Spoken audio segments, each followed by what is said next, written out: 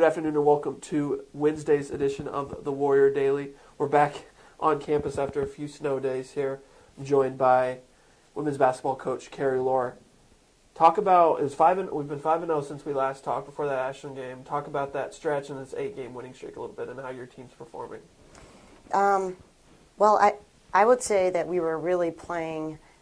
We were playing pretty well right up before the Christmas break. Yeah. We were able to close out right after exams 3-0, and I felt like we were finally starting to develop some chemistry and consistency.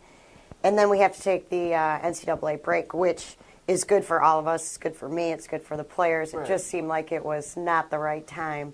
Yeah. There's times when you're just, boy, we really need a break. And this was one of those I wish. And there's other times where you just wish you could play a couple doubleheaders. Absolutely, where you could just keep going. So I think we were very rusty after the break, as I think probably Walsh and Malone felt the same way about their team as well. But we were able to take care of business and really kind of sneak one out against Malone. Yeah. So I feel good that we are 5-0, where we have gone 5-0 since we last met. But I kind of feel like we're in that we took maybe a couple steps back. Yeah, 5-0 since we last talked. You went 2-0 in the Bellarmine Holiday Class. A couple nice wins over a tough GLVC schools. Sharia Brown was the MVP of that tournament. Stayed unbeaten in the GLIAC with these last two wins. But that win I want to talk about specifically is the win on the road at Ashland, the defending national champion. Talk a little bit about what that means for your program. Yeah, that was really just a great night for us, and for really just Wayne State women's basketball. To beat the defending national champions on their home floor, we really played exceptional. And I'd have to compliment some players like Andrea Hughes, who stepped up. We had good minutes from Kayla Bridges. So we really, I think, got some great contributions from a lot of players. And we needed that. If you're going to play the defending national champ on their home floor, you really need everybody firing on all cylinders. I think we came out of the gate 9-0, and we hit our first 3 threes in a row, which, anybody who scouted us and knows us, that's typically not our game. Yeah. So forced a timeout early and really set the tone. And I think that those 3 threes that came early from Destiny and from Andrea gave us some confidence. Now, we knew that Ashland's going to make a run, and we knew that it was going to be a war, but we also knew that we could play with them. And I think that that first few minutes gave us a lot of confidence. Yeah, I'll be interested to see at the end of the season if we look back at that Ashland win and be like, well, that was something that was a turning point maybe of a maturing team.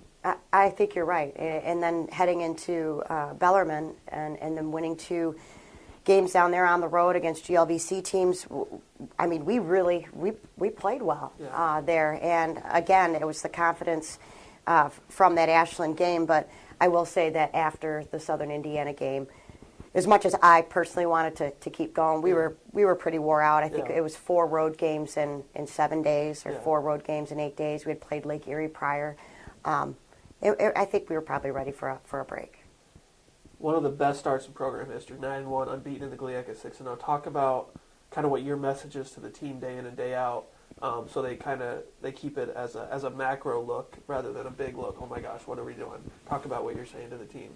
That's interesting. I really we haven't talked about our record. We haven't talked about it at all. In fact, you and I talking about it right now is really, outside maybe family and friends for me. We haven't discussed it, and our focus each week is really, to go 2-0, and how can we get better, and how can we, continue to ultimately achieve our goals at the end. But realistically, I think it's going to be a big challenge for any team to go through this league undefeated. Yeah. I mean, look at Ashland a year ago. They were the national champs, and they didn't sweep the league. So, that is more of a message to me, from me to the team than anything, because somebody's waiting for us, and we've got to be prepared, and we can't look at it We can't look at March or February. We've got to just really look at, Hillsdale and Findlay. And maybe that's these last 2 games against Walsh and Malone. They were kind of dogfights there. Maybe that was good, and you get the win. They sent a message, and you get a win. It is. This team is, you learn something different about every team. Right when I think I have it figured out with this team, because I was struggling early in November in our exhibition games on really kind of who we were and our personality. Just right when I think I have it figured out, we kind of casually go through last week. So I'm a little frustrated, but this team seems to surprise me at times too. And to wrap up, preview tomorrow's game against Hillsdale, and then Saturday's game at Findlay, both 2 road games for you. Hillsdale has one of the best GLIAC coaches in the league, and really, in my opinion, in the state. I think Coach Charney is just one of the best, and she's been at it for a lot of years, and just her experience is really impressive.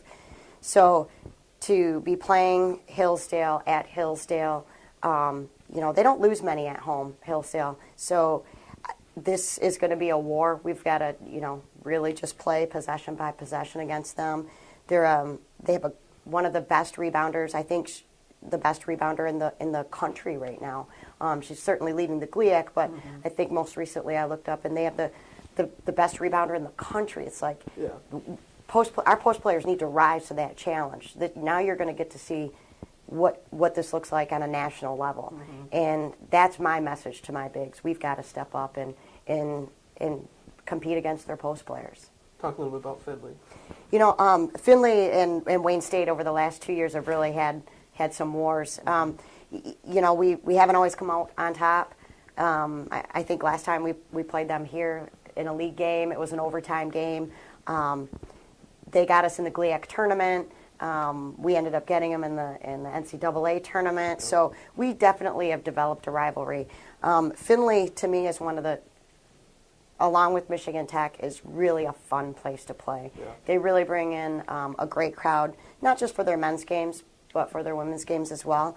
And that'll be new for our players. We haven't been down there for 2 years now. So it's a fun environment. They're a fast-paced, high-pressure, 94-feet team. So that's going to give us a little bit different look. All right, thanks for the time, Coach. Thank you. Be sure to log on to WSUathletics.com for all your preview information for women's basketball on Thursday at Hillsdale and Saturday at Findlay.